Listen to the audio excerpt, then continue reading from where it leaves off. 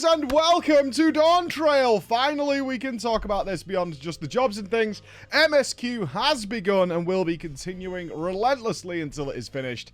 And I wanted to log, like, daily feelings on it before we obviously do a conclusory video at the end of the whole package, right? So how do we feel right now? Okay, so coming in, all I knew is that people had a mixed reaction to the story. And I had seen various things, which we will talk about because I'm not afraid of it, like woke Lamat and things like that. And I was like, okay, what's going on here? Are they messing with gender, which has riled up the internet kiddies or something like that? I did see the voice acting Twitter message from all the voice actors, besides Graha. More on that later, actually. I have an interesting pie-in-the-sky theory. And yeah, Wooklamat's voice actor is trans. I'm not sure if that has anything to do with the performance or whatever, but we'll see. Okay, so that's what I knew going in, all right? So there's certain things that I was aware of in my head. Other than that, I'd avoided all information regarding the MSQ and avoided Twitter for a good week or so, actually, especially after last weekend when most people had sat down and played through the MSQ. So after that, like, I could tell that people were starting to flood my messages with, like, comments. Can't wait to see this. Not really trying to spoil, but obviously other content creators who were putting out their thoughts and opinions. All right, let's get into it. I was really happy with how quickly we got to Tuliyollal. It was immediate. I like that we're taking Erenville. I'm not a big Erenville fan. I'm not thirsty for Erenville or anything like that, but decent character who has a lot of mystery surrounding Erenville and Erenville's past. Obviously a fan favorite as to why Erenville's been chosen. I've seen so many people banging on about the fan art and how much they love and adore and want to snuggle into the chest of Erenville is what we'll say. And we're taking good people. We're taking Alze, we're taking Alfie, we're taking Kryl. Great. Looking forward to the Kryl story. Really excited for that. Obviously done a ton of fan theories and my own theories. Tossed them around with like Jesse Cox and Jordan and Garrett and Kyle on their podcast. So you can see that. About whether this whole Tuliyollal is like a simulation. A Solution 9 enthralling these people in some way.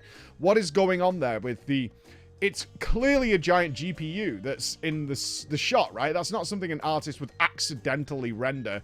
It's clearly hinting at something, so I was really curious about all these things.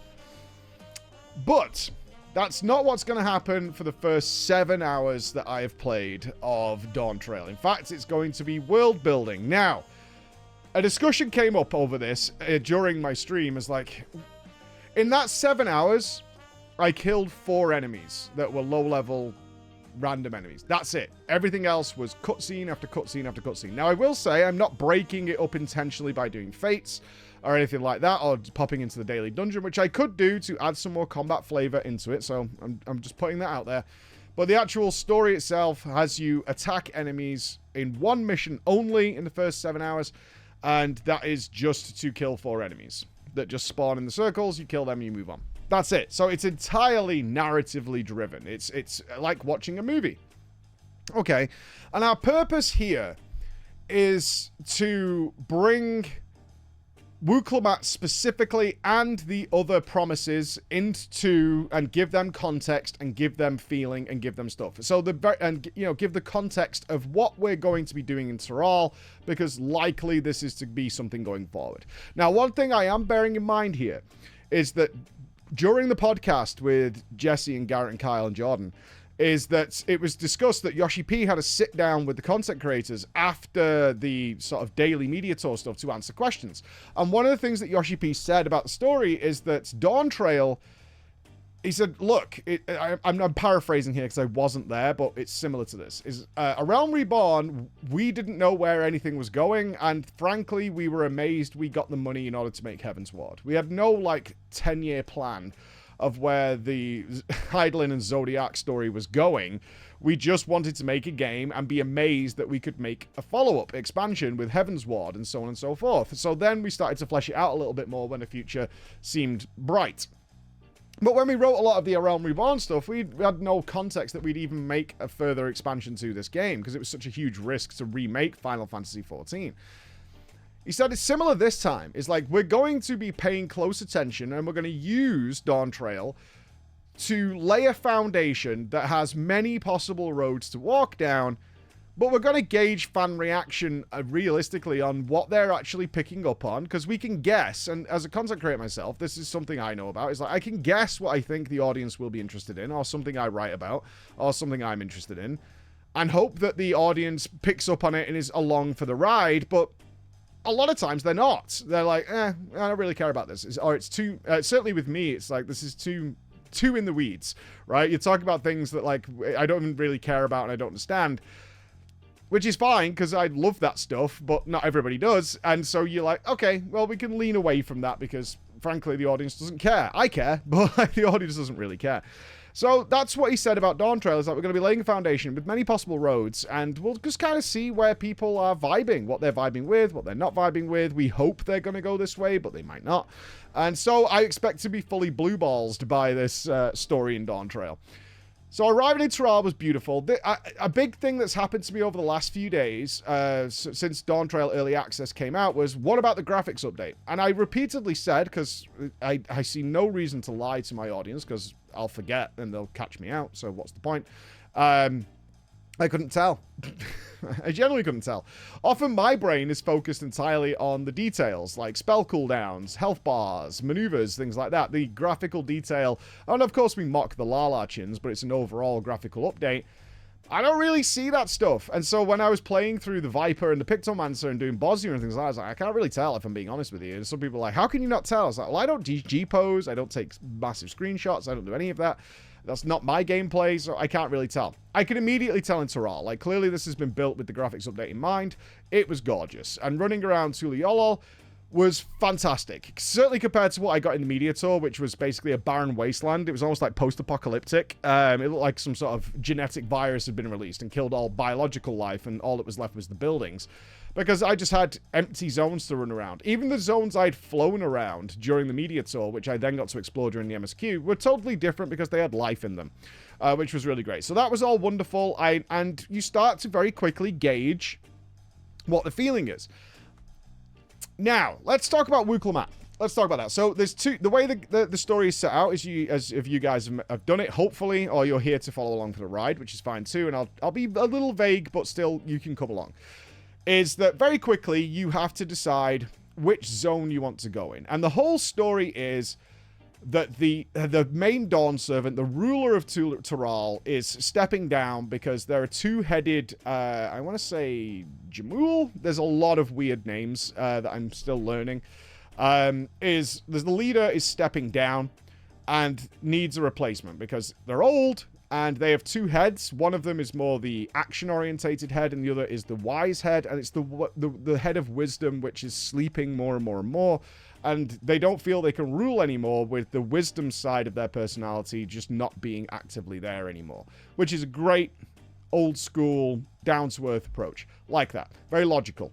And so there's these four contenders. There are three adopted children, so we've got Kayona, who has been to Sharlayan, studied, very well educated, but also very practical, very logical in their approach, not really empathetic to what people's plight might be, certainly not empathetic and less so sympathetic to their plight. They look at the, say, lack of crops or food for a region as a scientific thing that needs to be solved rather than, we'll get food to you. It'll be okay.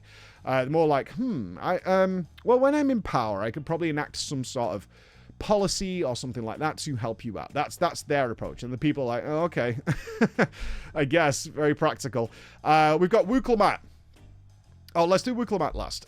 We've then got a one-headed Jamul, I think that's what they're called, who is a warmonger. They call him the Warbringer or the Warmonger, who is more right-wing, I guess is what you would say, who is looking to expand Tural and claim more resources in order to provide for the people of Tural.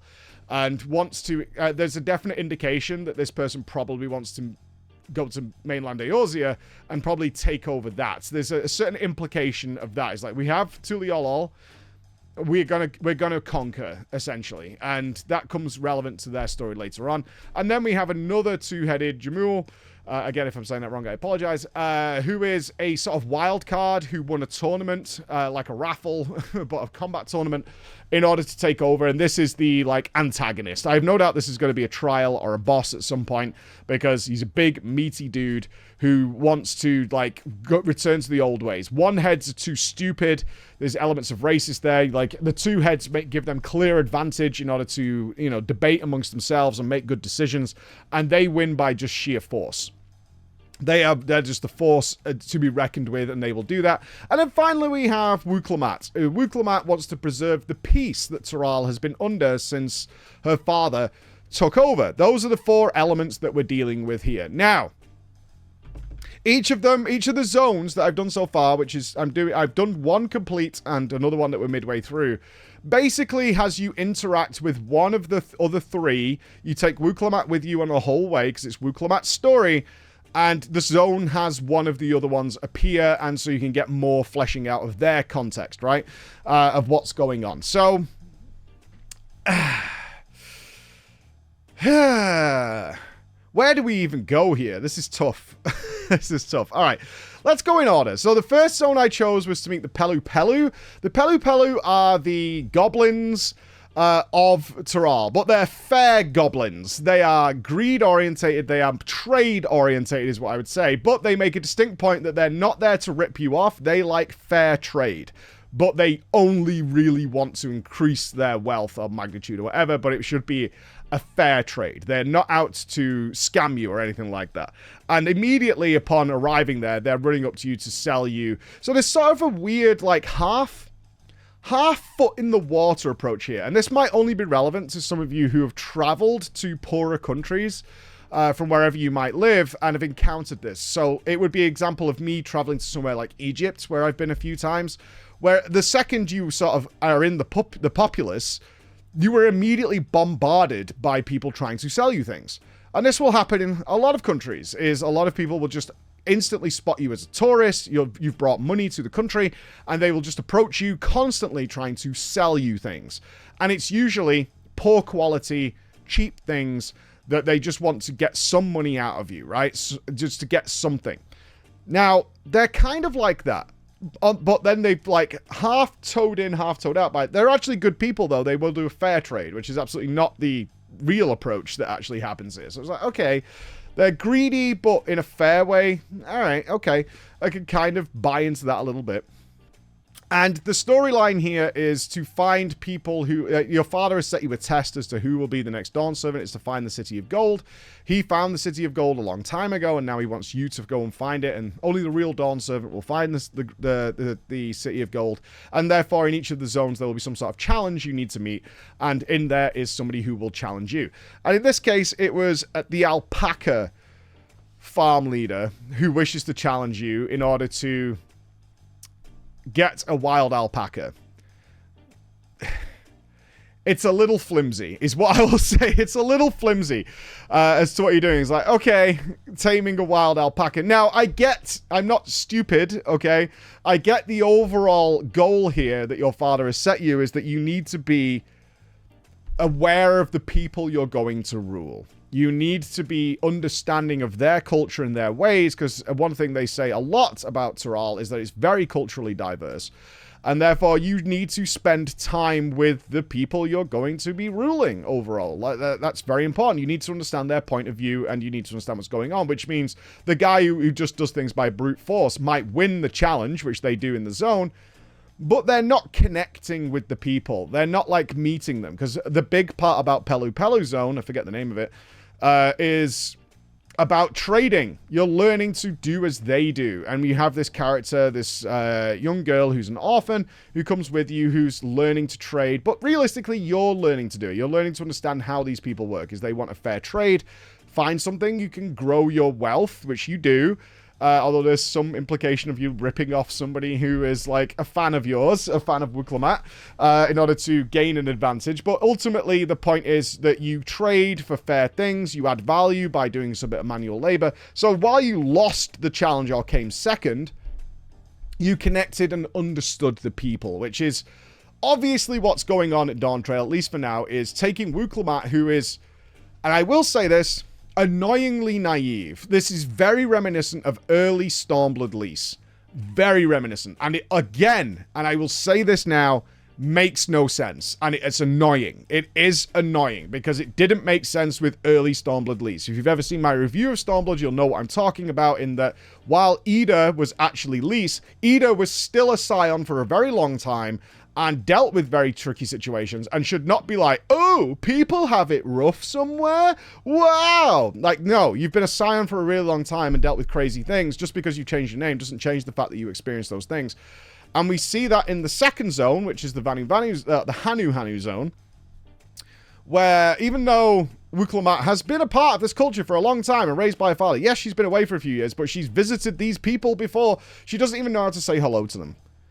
And this is somebody who, like, wants to preserve the peace and do all these things, yet you seemingly have no concept of how the people who literally live the next town over say hi or anything. Like, you're like, what is this? And it's a little frustrating because, yeah, you would kind of expect you to know these things, especially what it's a rule. And again, it falls back into this childlike naivety that is like, I just want to keep the peace. That's what I want to do. I want to make everybody happy and everybody wonderful in all ways. Now, I get that from somebody who's supposed to be a young person, but it doesn't dismiss the fact that they should have some knowledge of their peoples, especially when she literally delivers history lessons on what her father did to unite the people of Tural, and the history of what's going on there. Yet she doesn't know this stuff over there. So it's like convenient missing information because they want you as the player to understand that she's growing.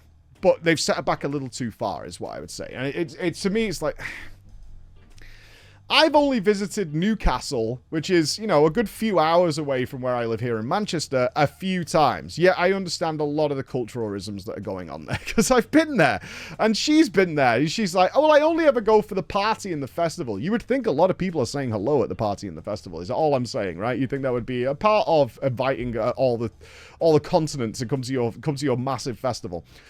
And again, the story here is a little strange, but I will say this. I've not finished this story yet, in that there's something wrong in Hanu. They've had a massive storm that has ripped through their town, ripped through their village, and they're very, very reliant on the reeds that grow there to provide them resource and energy and things like that.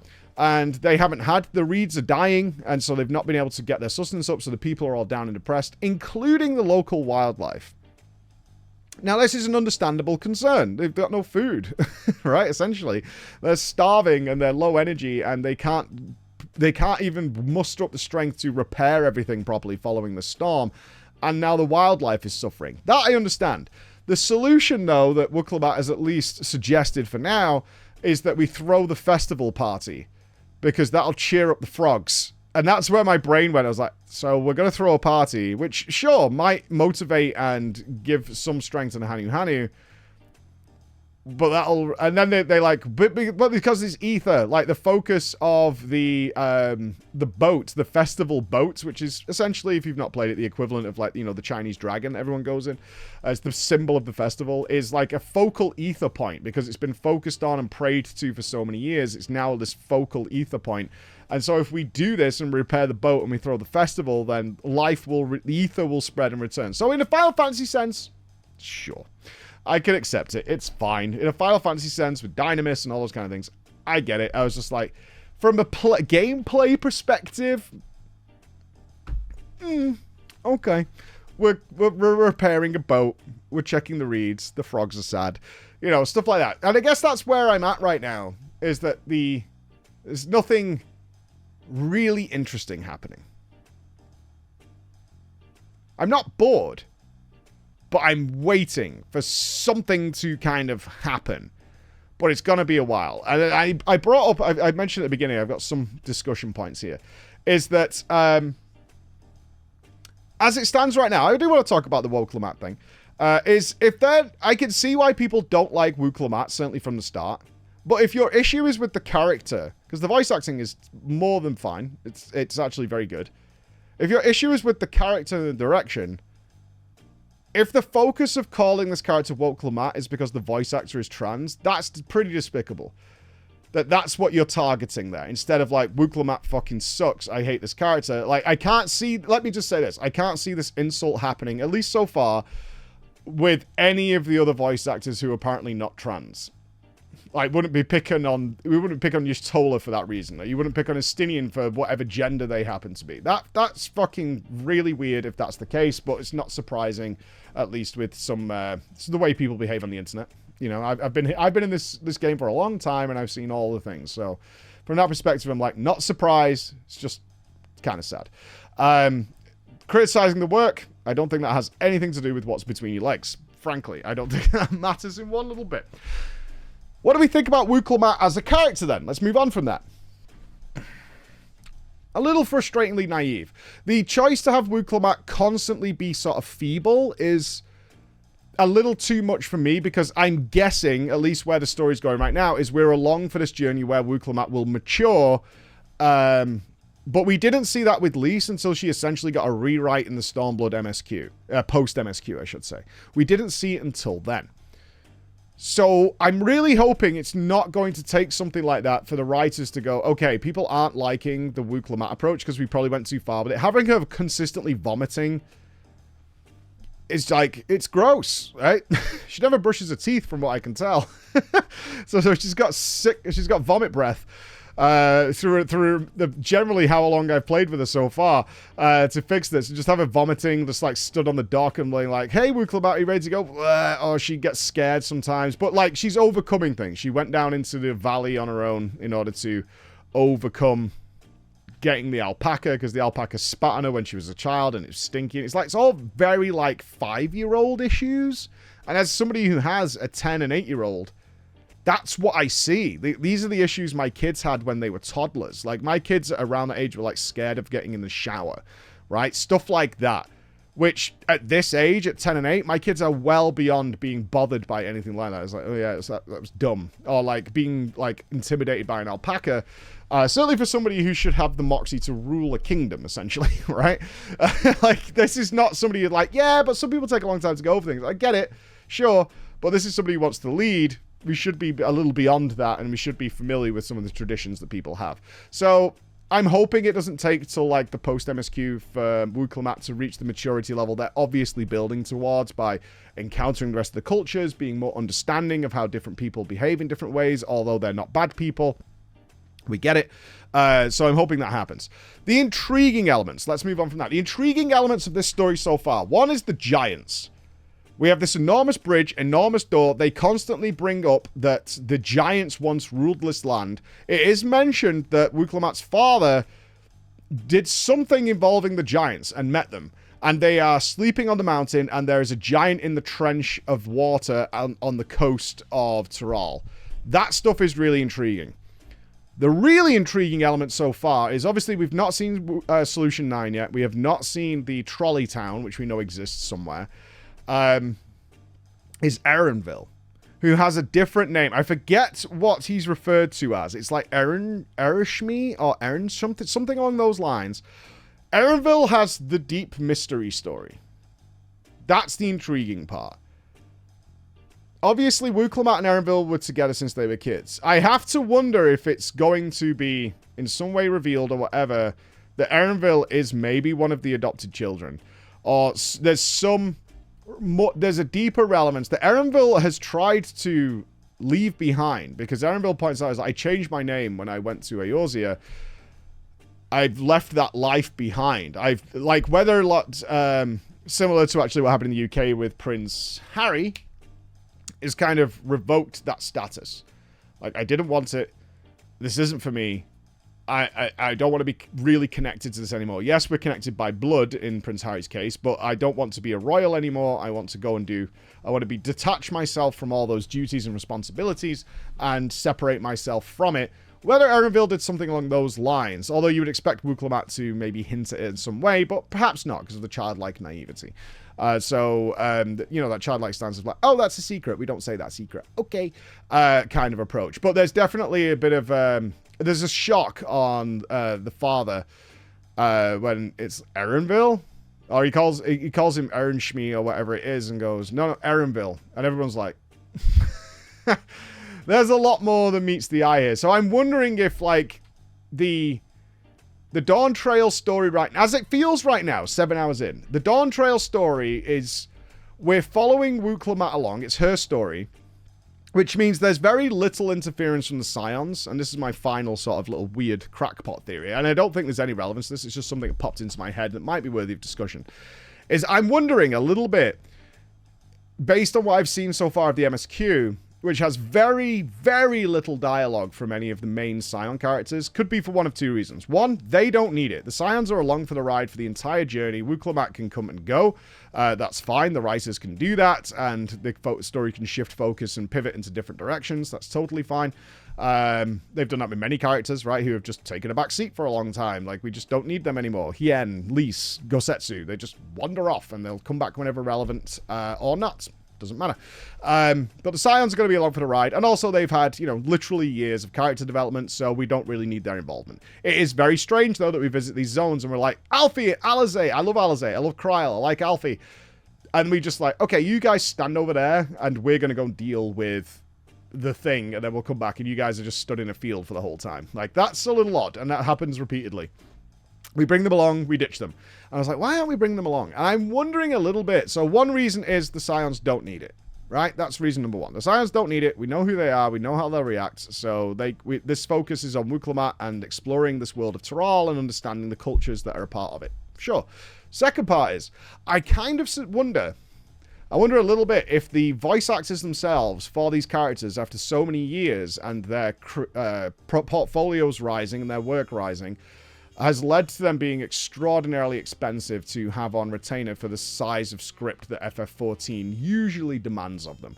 And certainly if they're going to be more relevant later, that a lot of that work has been done for the later part of the story, and they cheapened out a little bit on their involvement in the earlier part of the story.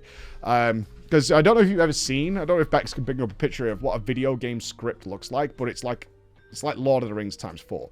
It's huge if you have people voice acting stuff properly. And the Scions have always had big cutscenes and then, you know, a lot of dialogue that you read yourself.